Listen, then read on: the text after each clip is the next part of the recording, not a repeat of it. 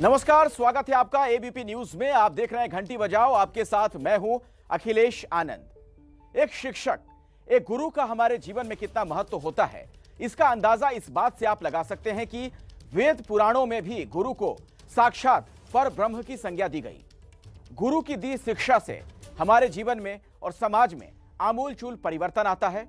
आप सोचिए, एक गुरु जो शिक्षा के जरिए इतना कुछ दे सकता है, अगर वही दुखी हो, अपनी रोजमर्रा की जरूरतों के लिए जद्दोजहद कर रहा हो, तो क्या हम उनसे शिक्षा की उस गुणवत्ता की उम्मीद कर सकते हैं जो इंसान के विकास के लिए बहुत जरूरी है? आज की तारीख में उत्तर प्रदेश से लेकर पंजाब, दिल्ली, बिहार, एमपी, राजस्थान तक के शिक्षक खुद अपने हाल से बेहाल हैं।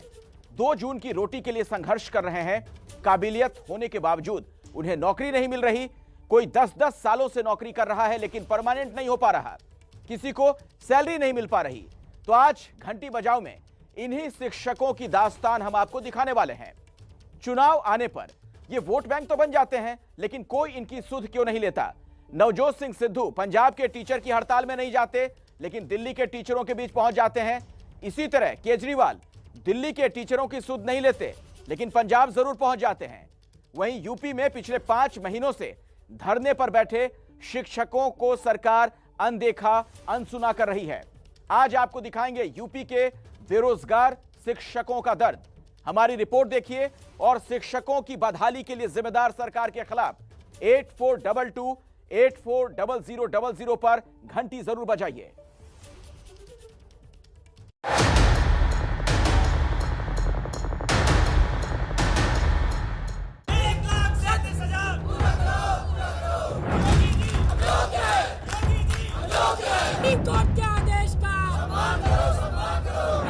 लखनऊ के निशातगंज में बेसिक शिक्षा निदेशालय में लगातार अभ्यर्थियों का धरना जारी है। योगी जी, हम भी 170 दिन से यहीं लखनऊ के इको गार्डन की धरती में पड़े हैं। मैंने अपने घर का चेहरा 4 महीने कंप्लीट होने को आ रहे हैं, मगर मैं अपने घर नहीं गई। जो योग्य लोग हैं यहाँ पे बैठे, उनको शिक्षक बनाए। अपना हक मांगना इस देश में गुनाह हो गया, तो योगी जी आपसे एक मेरी रिक्वेस्ट है, इस देश और प्रदेश में वोट मांगना भी गुनाह कर दीजिए।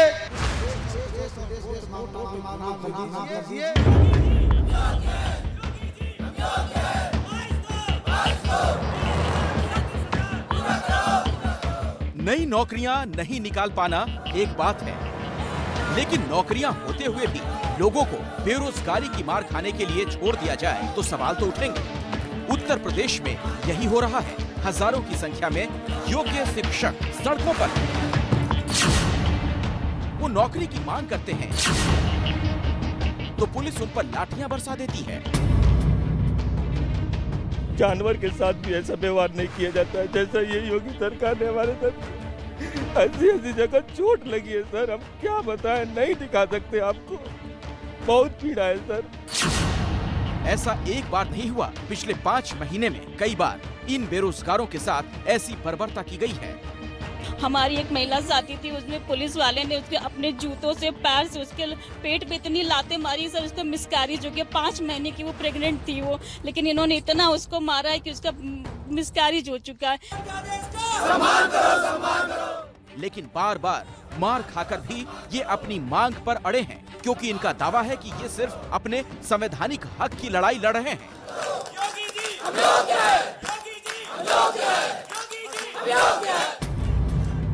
सवाल है कि अगर ये योग्य हैं, तो सरकार इन्हें नौकरी दे क्यों नहीं रही?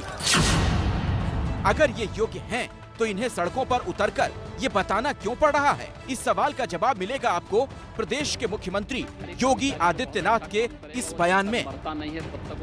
हमें 1,37,000 शिक्षकों की नियुक्ति करनी है, और आप आश्चर्य करेंगे कि जब हम लोगों ने 67,500 की नियुक्ति निकाली तो उसमें 1 लाख भी आवेदन नहीं आ पाए। जब टेस्ट हुआ तो केवल 40,000 पास हो पा रहे हैं। 1,37,000 शिक्षक बेसिक शिक्षा में हमें भर्ती करने हैं, लेकिन हमारे पास योग्य लोग ही नहीं हैं कि वे लोग आकर के इस कंपटीशन को फाइट कर सकें और योग्य शिक्षक के रूप में अपने को स्थापित कर सकें।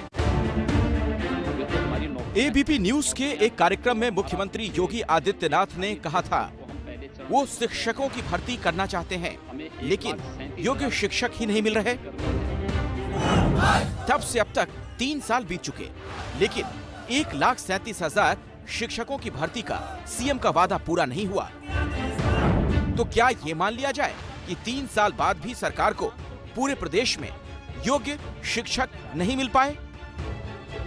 हम सर टेट सुपर टेट यहाँ पर योग्य अभ्यर्थी बैठे हुए पास करके 115 नंबर वाले अभ्यर्थी यहाँ पर धरना देने को उन्होंने कहा था कि 1,37,000 हम बेसिक शिक्षा में भर्ती करने हैं, लेकिन हमें योग्य शिक्षक नहीं मिल रहे हैं।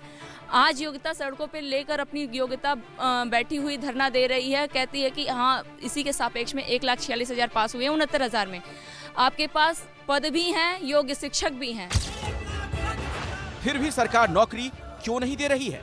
यही सवाल है इन हजारों शिक्षकों का जो अपना घर बार छोड़कर यहाँ डटे हुए हैं। 1,37,000 जो मजबूरी हो हमारी मांगे पूरी हो।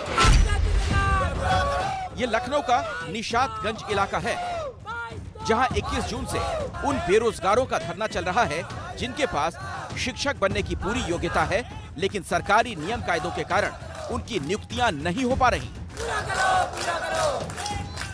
इसीलिए अपनी मांग मनवाने के लिए इन्हें पानी की टंकी पर चढ़ना पड़ा। 1,37,000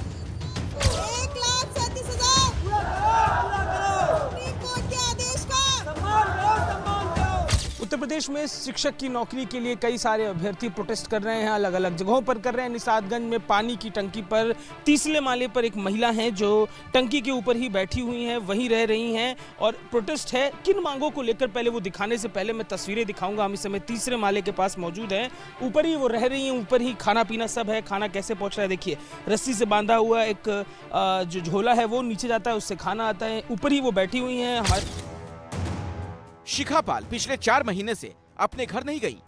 उन्होंने इस पानी की टंकी को ही अपना ठिकाना बना लिया है। शिखा ने हमें बताया कि उनके इस विरोध की वजह और उनकी मांग क्या है।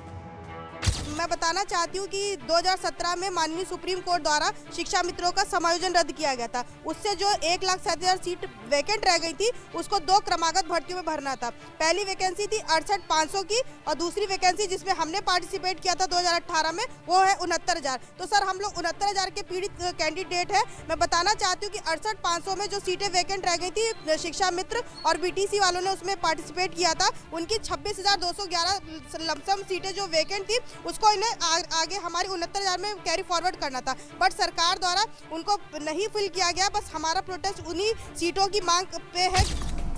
शिक्षक भर्ती का ये मामला काफी उलझा हुआ है। एक मांग है कि 69,000 शिक्षकों की भर्ती प्रक्रिया में जो छूट गए उन्हें पहले से खाली पड़े 26,000 पदों पर योग्यता के आधार पर नियुक्त किया जाए। दूसरा मामला आरक्षण से जुड़ा है।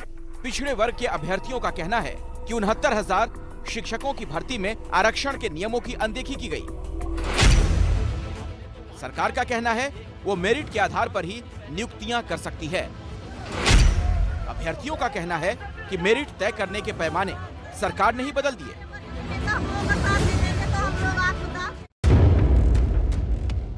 इसी जगह धरने पर बैठी अंशु के पिता रिटायर्ड टीचर हैं। उन्होंने कर्ज लेकर अंशु को पढ़ाया लिखाया जिससे वो टीचर बन सकें। अब पिता बीमार हैं, लेकिन उनके पेंशन से ही उनका इलाज और घर का खर्च चल रहा है। इसीलिए अंशु सरकार से नौकरी की मांग कर रही हैं।